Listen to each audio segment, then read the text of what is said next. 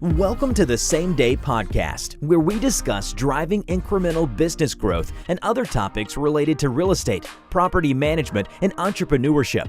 Now, to the show at hand. Matt Zalk here. I'm the host of the Same Day Podcast, where I connect with top business leaders and real estate experts. Past guests that we've had on the Same Day Podcast include Mark Marquin of Supreme Lending, a mortgage lender doing great things in our community for people that buy primary residences, but also investment homes. We've also had Chip Gabarino on recently. He's a local entrepreneur and owner of Topeka Coffee, Hodges Bend Bar and Restaurant, Saturn Room, which is a bar, and Lowood, which is a great restaurant, among other projects that he's working on in the real estate world. Today, I've got Chad Franson here of Rise 25, who's done hundreds of interviews with successful entrepreneurs, investors, and CEOs. And we flipped the script, and he's going to be interviewing me today. Chad, take it away. Hey, thanks a lot, Matt. Great to be here. Looking forward to talking with you. Before we get started, I'll let everybody know that this episode is brought to them by Keyrenter Property Management. Keyrenter Property Management is a full-service property management company helping their clients buy, renovate, and operate real estate assets. They help their clients build wealth while taking the headache out of property management. No matter what rental you have, single-family homes, condos, townhomes, or apartments, Keyrenter Property Management has the management solutions you need. Go to keyrenterpmc.com, or you can email them at info@keyrenterpmc.com. Hey, Matt, thanks so much for having me. How are you doing today? I'm great. Thank you. Appreciate you being here. Hey, let's talk today about kind of you as a rental management company's relationships with real estate brokers. What's kind of like, as you guys kind of stand next to each other, what's kind of your view of each other, would you say? Yeah. So we look at agents in our market as collaborative partners, right? They are the ones that are often selling real estate into the market, right? Into our investor pool, into our client base. And if they refer Keyrenter, as they often do, we're the ones that take it from the point of, the owner signing the deed or signing the mortgage or paying cash or whatever it is, and the deed transferring through to the rental, the leasing of that property. So we do everything that comes after the owner kind of signing on the bottom line. So we love our real estate agents. We have a ton that are clients actually, and we have a ton that refer their investors to us. Okay, so how would let's say some that don't know you, or some in general, like a rental management company, are real estate agents ever threatened by rental management companies and vice versa?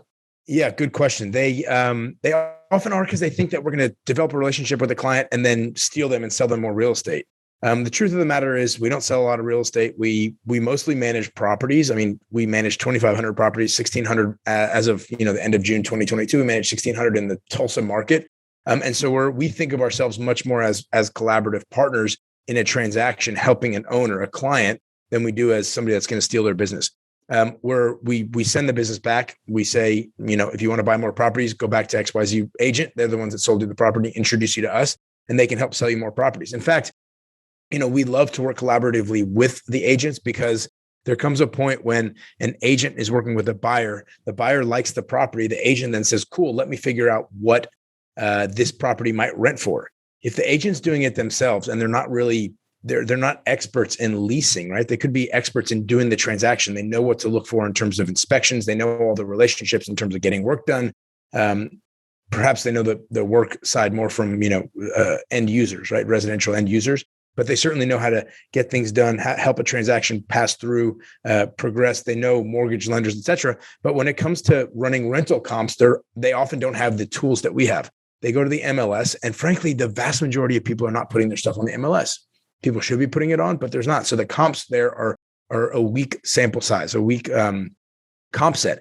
We have, on the other hand, as I said, 1,600 properties. So there's a huge chance that the rental property that you're buying in Oklahoma City, in Tulsa, in Northwest Arkansas, we're going to have something that's very close to it. So we can comp it much, much better. And we know pushing rents, we know the general market, the sentiment, the feel. And so when it comes time for the client to ask us, what do I rent this for? We don't get into a situation where they say, well, my agent told me it would rent for $1,700. And we tell them, look, here are the comps. Here are 5 properties nearby that are almost identical that are renting for $1,500.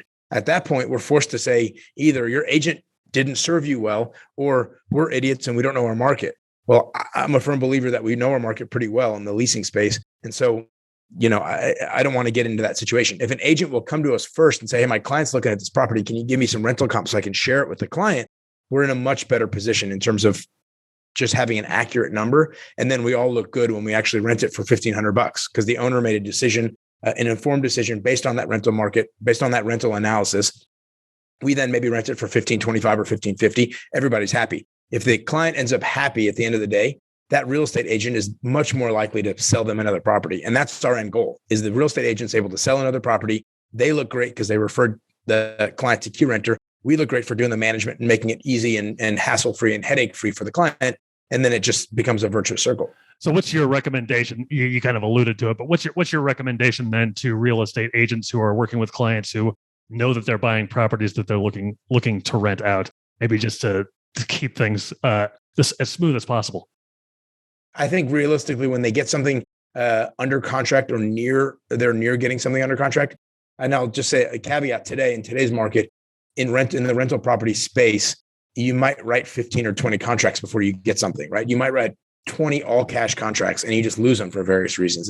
It's been so crazy. But in a normal market pre-COVID, you could write an offer that was all cash and have a 50-50 chance of getting it. So what I would say is when you're in the final stages of kind of getting your offer accepted, when you're in the final stages of doing diligence, just reach out to somebody on our team. Lisa at KeyrenterTulsa.com is great.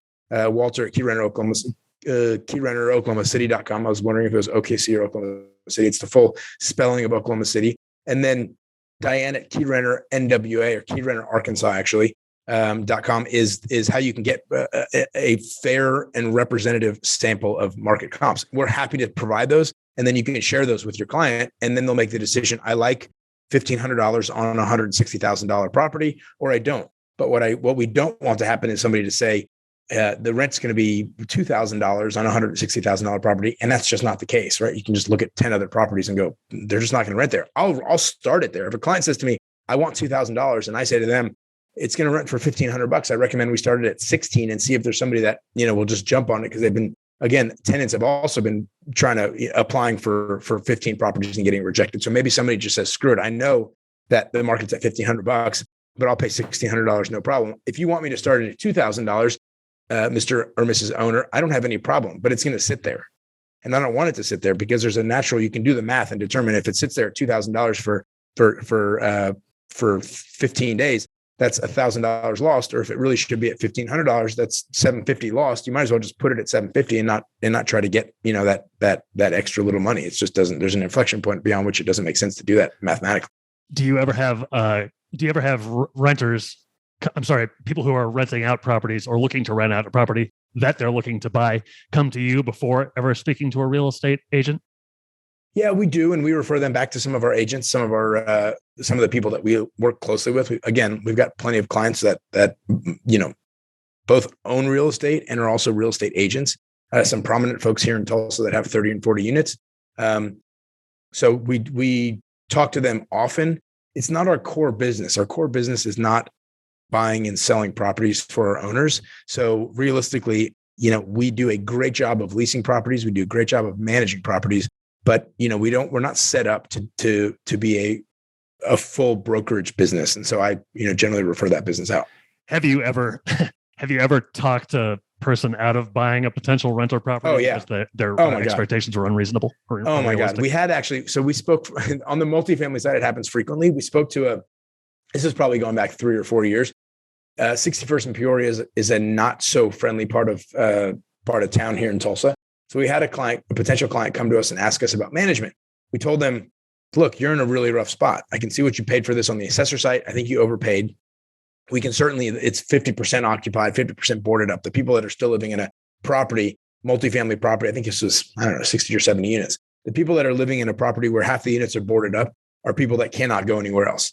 So I said to them, look, we can manage the property. Be realistic with you. It's going to cost a lot of money. The first thing is we need security. Right. And we generally use Joe Balcom over at Empire Security. He's awesome, does a great job and does a ton of stuff in that neighborhood, along with other neighborhoods that we've managed properties in. And I said, you need Joe to run security. That's first and foremost. That's going to cost you $500-$600 a month. And then in addition to that, we're going to need a great contractor crew that goes in and does all the work to make him nice and flips his property over, turns his property over so that we can put good quality tenants in.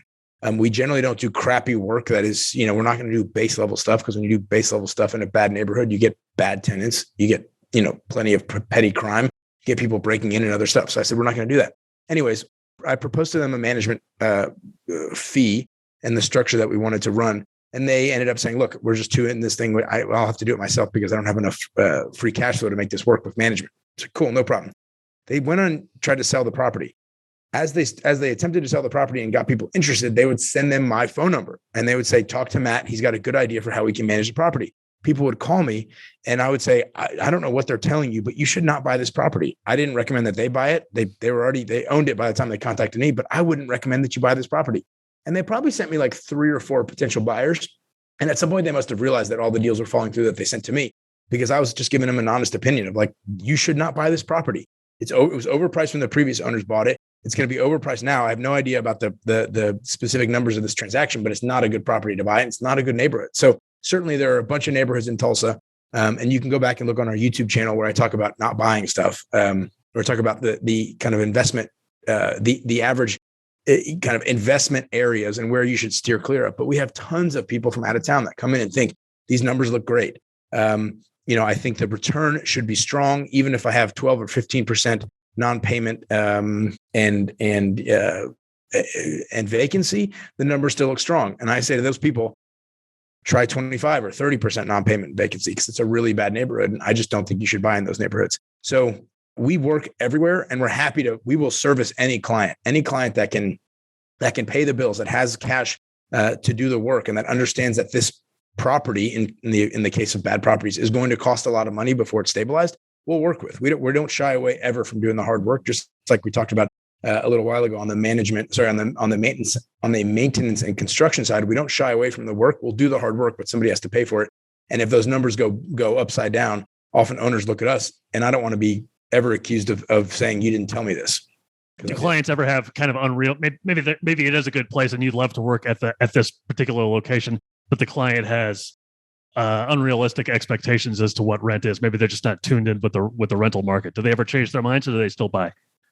I think generally speaking, if they have grossly been misled on rental rates, they would often not buy the property when you tell them what the real rental rate is. We don't see like realtors saying to clients, this is going to rent for $2,000 when it actually rents for $1,000. We see more like, I call it a 20% differential. So they think it's going to rent for $1,800 and it rents for $1,500, something like that. But that $300 can make the entirety of the difference, make the deal work or not work, right? Especially if people are still expecting, as they once did, the 1% rule to make sense, right? They want the rent to be 1% of the asset value that they purchased. So $1,000 on a $100,000 property, that was certainly possible to do years ago. It may be possible in the future, but right now it seems to not be a real possibility, particularly if you're buying stuff off the MLS.